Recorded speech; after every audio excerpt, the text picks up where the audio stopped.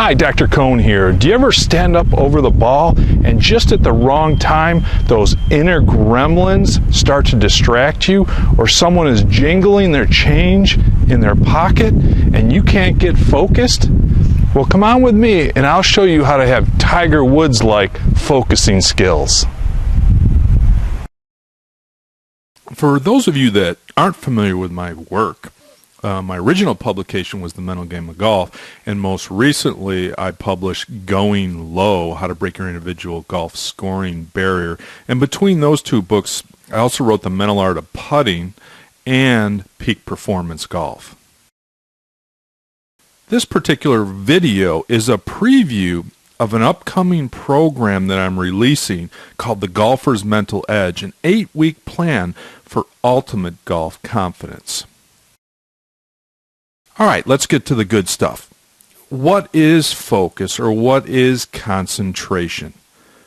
Put simply, it's your ability to think about absolutely nothing but execution of the shot. There's a lot of things that compete for your attention, and what you really want to do is train yourself to focus on what the requirements are of the shot and the processes that you go through in order to execute a specific shot or putt. Now, there's two different categories of distractions that you may be familiar with already. One are those thoughts or feelings inside your head that have nothing to do with execution. We call those internal distractions. Or those things that are outside of you, that happen outside of you that you don't instigate, we call those external distractions. Let me talk briefly about each one of these types of distractions.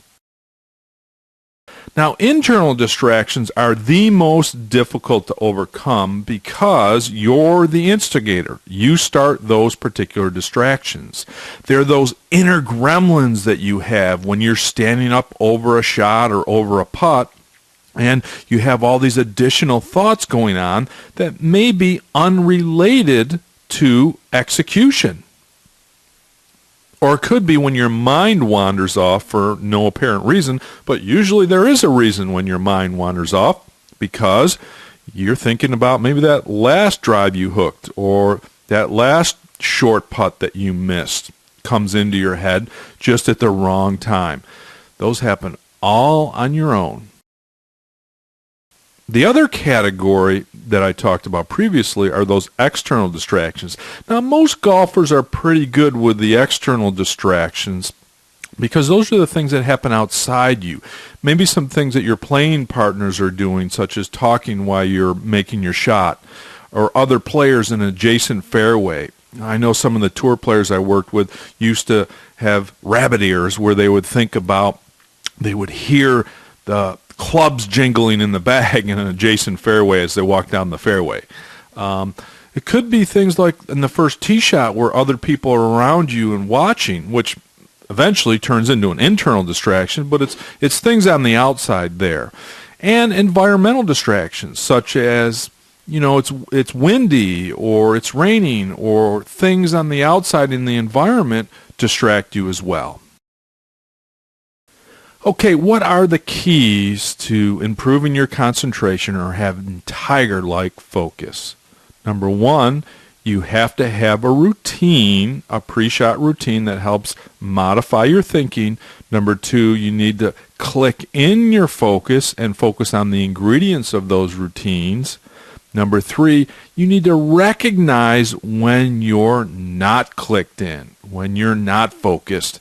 And fourthly, you have to act upon that and refocus quickly. I know it sounds pretty basic and simple, but you want to make it that way for yourself. It doesn't have to be complex in any way.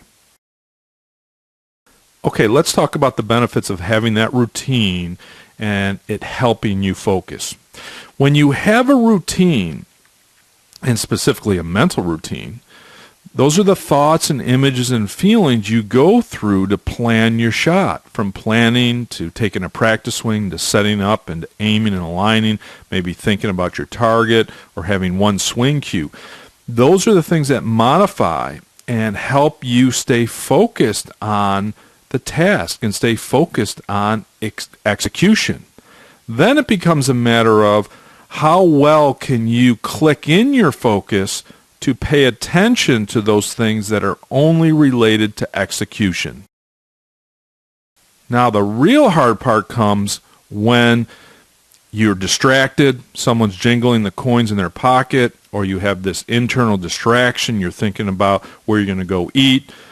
Your real task starts when you have to recognize that your mind has drifted away from execution and you're thinking about something that's unrelated to the shot or doesn't have anything to do with the execution of the shot.